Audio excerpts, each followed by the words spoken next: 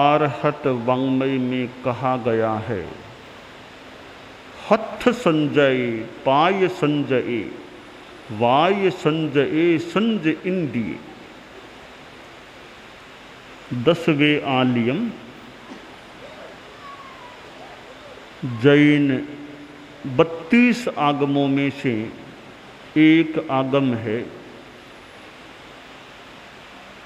जिसमें 10 अध्ययन हैं, 2 चूलिकाएं और हैं। 10वें अध्ययन में संयम की बात बताई गई है। प्रसंग यह है कि भिक्षु को कैसा होना चाहिए, यानी भिक्षु कैसा होता है, उस संदर्भ में बार बार कि भिक्षु को ऐसा होना चाहिए, भिक्षु को ऐसा करना चाहिए, भिक्षु को निर्देश संदेश मार्गदर्शन दिया गया है। तो वहाँ यह बात बताई गई कि साधु को भिक्षु को संयम रखना चाहिए, हाथों का संयम रखना चाहिए, पैरों का भी संयम रखना चाहिए, वाणी का संयम रखना चाहिए और इंद्रियों का संयम रखना चाहिए। हमारे शरीर में कई बार चंचलता हो जाती है।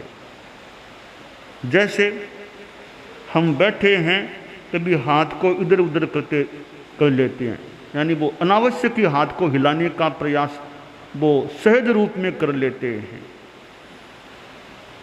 तो वह चंचलता तो भले सहज रूप में हो जाए, पर चंचलता को रोकने का असहज रूप में भी प्रयास करना चाहिए। यानी सलक्ष्य यदा कदा हम ध्यान दें कि चंचलता में कितना कम कर सकूं, चंचलता को कितना रोक सकूं। मन की चंचलता की तो बात ही क्या, वो तो मानो चलता ही प्राय रहता है।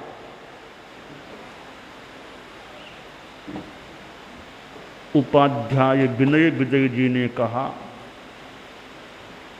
अनिरुद्धम मन एव जनानाम जनयति विविधातंकम सपदि सुखानि तदेव विधत्ते आत्मा राम मसंकम।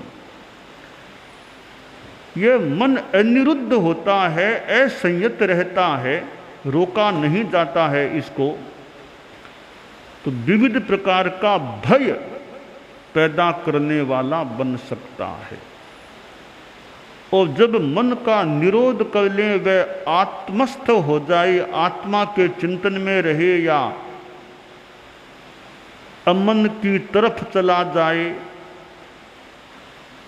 मन कंट्रोल्ड हो जाए, तो वही मन सुखों को पैदा कर देता है। आत्मा से जुड़ा हुआ मन, आत्मरमण करने वाला मन सुख पैदा कर देता है। तो हम हाथों का संयम का अभ्यास करें और पैरों का भी संयम करें। पैरों को न हिलाने का अभ्यास करें, आधा घंटा घंटा जितना कर सके। वाणी का संयम करें कि मैं 1 घंटा नहीं बोलूं। कितने लोग मौन का अभ्यास करते होंगे। परम पूज्य गुरुदेव तुलसी और परम पूज्य आचार्य महाप्रज्ञ जी भी अपनी दिनचर्या में मौन का क्रम भी रखते थे, जैसे रखा जाता वैसे रखते थे। और मौन भी एक साधना है।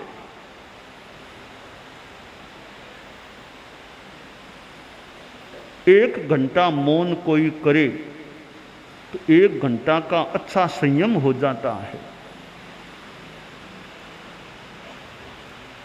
आजकल एक बाधा तो संभवतः यह हो सकती है कि वो मोबाइल फोन की घंटी बज जाती है, तब आपके मौन में भी वो फिर आपको बोलना भी आवश्यक हो सकता है। और घंटी बजेर आदमी जवाब न दे तो भी थोड़ी व्यावहारिक दिक्कत पैदा हो सकती है। फ़ोन कोई करे, वापस जवाब उसको न मिले तो सामने वाले को थोड़ी असुविधा हो सकती है। आदमी दिनचर्या ऐसी बना ले कि इस समय मैं मौन रखूं, या दूसरा विकल्प है कि मान लो ऐसे नियमित मौन न भी हो 1 घंटा 2 घंटा का, तो आदमी ये सोचे मैं बेकार की बात न करूं, बेमतलब की बातें न करूं। यह भी एक मौन ही है, मैं इसको भी मौन मानता हूं। और मेरे चिंतन से 1-2 घंटा मौन करने का महत्व तो है, निश्चित महत्व है।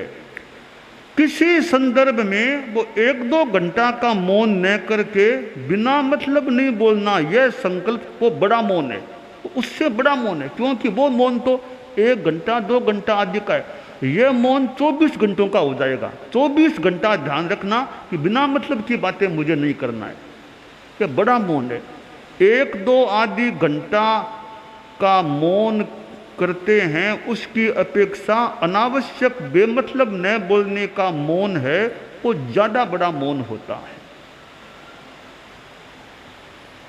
तो यह वाणी संयम का हम अभ्यास करें। किसी को कटु बात बिना मतलब क्यों कही, बेकार अयथार्थ बात किसी के बारे में क्यों कही। केवल सुनी सुनाई बात कई बार गलत हो सकती है, इसलिए झटपट किसी पर आरोप नहीं लगाना चाहिए।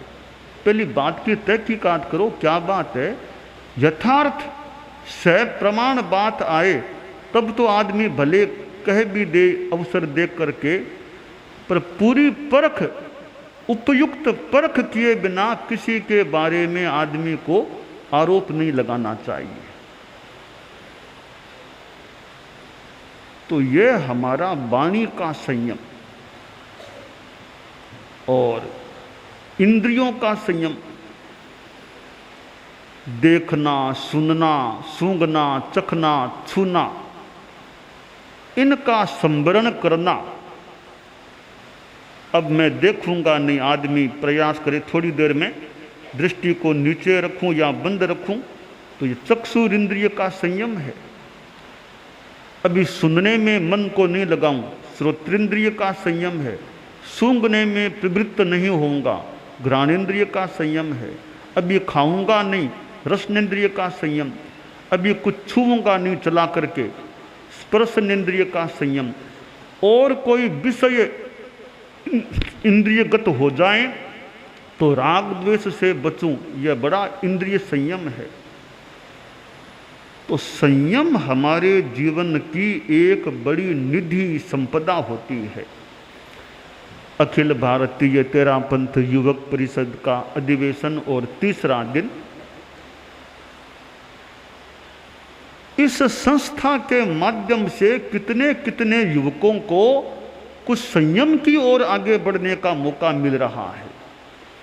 यानी इस संस्था के संपर्क में आने से, संस्था का मेंबर बनने से युवक लोग कितने कितने पापों से भी बच रहे होंगे। एक नैतिकता का, शिष्टता का, अध्यात्म का मार्ग उन्हें जानने को मिलता होगा। वरना युवा अवस्था, फिर यह भौतिकता का माहौल, टीवी, कंप्यूटर, मोबाइल फोन आदि आदि, इंटरनेट, इतनी यह दुनिया, इस दुनिया में रहने वाली आज की पीढ़ी ऐसी संस्था से जुड़ जाने से कुछ दुष्प्रभावों से बचकर के रह सकती है। इतना सोशल मीडिया का ये जगत, माहौल। तो तेरापंथ युवक परिषद अखिल भारतीय जो केंद्रीय है और कितनी उसकी शाखाएं हैं,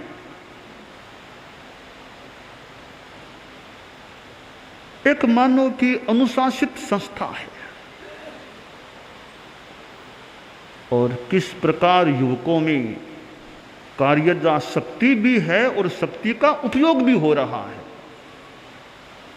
अन्यथा आदमी में शक्ति तो है, शक्ति का उपयोग न करे तो शक्ति का क्या काम आई शक्ति? फिर शक्ति युवकों में होती भी है भी, और अखिल भारतीय तेरापंथ युवक परिषद शक्ति का उपयोग भी कर रही है।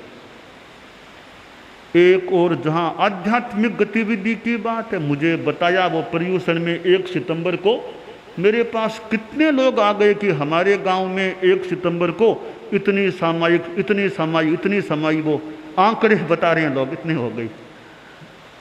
और तेरापंथ युवक परिषद का उनको एक निमित्त मिला, संबल मिला, प्रेरणा मिली, व्यवस्था मिली, जो भी, और कितनी कितनी सामायिक पर्यूषण के उस दिन हुई होगी, और क्या लाख से ज़्यादा कितनी सामायिक हो गई है। तो यानी युवक परिषद आध्यात्मिक गतिविधि में भी अपना दिमाग या शक्ति लगाती है। शनिवार की सामायिक है, युवक लोगों के अनुकूलता हो युवकों के, तो शनिवार को स्मृति में रखने का प्रयास करें। शनिवार सामायिक का बार है, शनिवार सामायिक का बार है कि शनिवार को जहाँ तक संभव हो, वैसे तो आप गृहस्थ हैं, मान लो कोई काम हो जाए, अनुकूलता हो भी शनिवार को सैटरडे इन इवनिंग 7 to 8 के बीच सामायिक हमारे हो जाए। ये आप जितना संभव हो सके प्रयास रखें कि शनिवार को हमारे सामायिक की साधना हो जाए। कल रात को शनिवार की सामायिक हो रही थी, यहाँ भी होंगे लोग, मेरे पास हॉल में भी कितने पुरुष लोग बैठे थे, सामायिक की साधना और अच्छे अच्छे गीत भजन का स्वाध्याय हो रहा था। बड़े आध्यात्मिक तीर्थंकरों की स्तुति आदि के गीत भजन, वो एक मुहूर्त कितना आनंददायी, कितना आध्यात्मिक उल्लास वाला हो सकता है, तब इस रूप में अनेक लोग एक साथ सामायिक करते हैं। तो तेरापंथ युवक परिषद के सदस्य यथासंभव प्रयास रखें कि शनिवार की सामायिक जहाँ तक हो सके छूटे नहीं, क्रम टूटे नहीं। या खास काम हो तो कोई बात नहीं, कोई विशेष काम हो जाए तो कोई बात नहीं, आप गृहस्थ हैं, आप पर घर की भी आदि जिम्मेवारियाँ होती है, टाइम मिल जाए अनुकूलता से तो शनिवार की सामायिक करने का प्रयास रखना चाहिए। और कुछ एडजस्टमेंट का प्रयास कर ले कि यह काम मान लो बाद में भी कर सकते हैं तो सामायिक हो जाए। मुझे बताया कल कि वो सत्र इस अधिवेशन का 7 से 8 का वो सामायिक का रहा है, साहब कल बता रहे थे, रखा गया है। तो अच्छी बात है कि अधिवेशन का एक सत्र भी सामायिक का सत्र हो जाए। वो शनिवार का मौका जब मिल गया था कल, यह बहुत ही अच्छी बात है कि और बातें न करके सामायिक की साधना करो। शनिवार है 7 से 8 के बीच में। तो युवक परिषद के पदाधिकारी कार्यकर्ता यदा कदा आते रहते हैं गुरुकुलवास में। इस युवा अवस्था में भी बहुत अच्छा उनका क्रम बना रहे, क्योंकि ऐसी संस्था से जुड़ना भी सौभाग्य की बात है। संसार में संस्थाएं बहुत है, और भी संस्थाएं संसार में है, कोई नहीं है, ऐसी बात नहीं है। सेवा करने वाली संस्थाएं बहुत संस्थाएं मिल सकती है, पर तेरापंथ युवक परिषद में सेवा की बात भी है। भले ब्लड डोनेशन की बात और सेवा की बातें भी है, तो साथ में साधना की बात भी है। नॉट ओनली सेवा, केवल सेवा ही नहीं है, बट ऑल्सो साधना। सेवा और साधना दोनों का योग है इस संस्था के साथ जुड़ा हुआ है, जहाँ सामाजिक सेवा का काम भी चलता है और बढ़ चढ़ करके मानो लोग उसमें भी भाग लेते हैं। तो साथ में धर्म की बात भी है, साधना की बात भी है।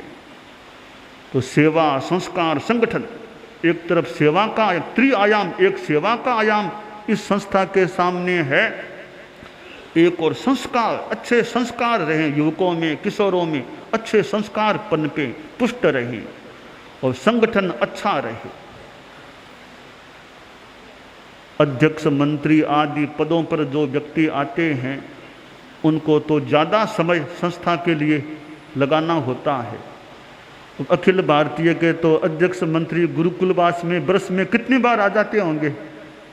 वर्ष में महीने तो 12 है, उनका आगमन पता नहीं कितनी बार हो जाता है गुरुकुलवास में। कल्याण परिषद की मीटिंग का एक निमित्त और भी कभी किसी काम से,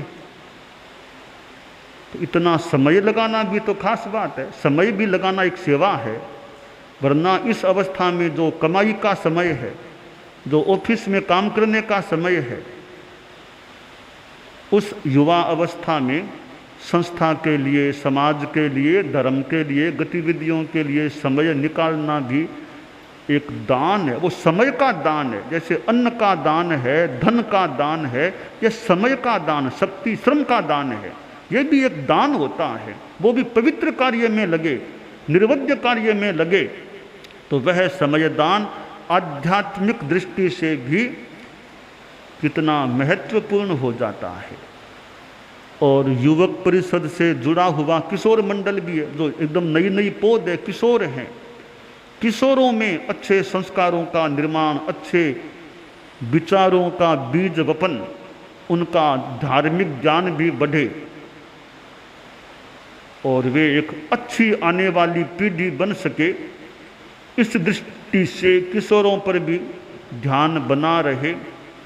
और किशोर भी समाज की एक संपदा है, आगे जाकर वे और अच्छा काम कर सकने वाली पीढ़ी बन सकती है। तो किशोरों में भी अच्छे संस्कार आएं और किशोरों को यह प्रेरणा कि शनिवार की सामायिक का प्रयास करो। भले स्कूल में पढ़ते हो, कॉलेज पढ़ते हो, तो ठीक है, पर सप्ताह में एक दिन की बात है, तो एडजस्टमेंट का प्रयास करो कि शनिवार को इन इवनिंग 7 to 8 के बीच सामायिक भी हो जाए।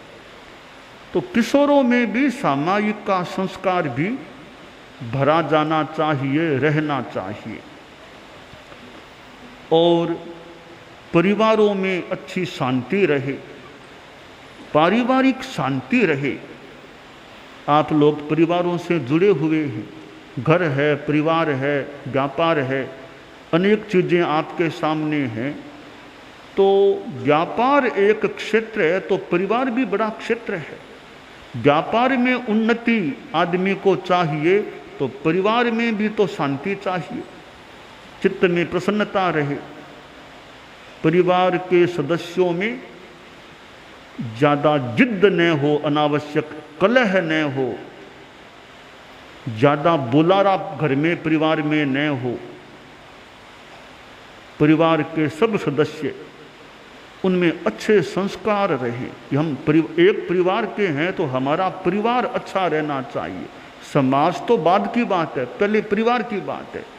परिवार अच्छा है तो फिर समाज भी अच्छा हो सकेगा। इसलिए युवक परिषद के सदस्य अपने परिवारों पर भी ध्यान बनाए रखें, ध्यान दें कि मेरा अपना परिवार किस प्रकार का जीवन जी रहा है, परिवार में नशा मुक्तता है या नहीं,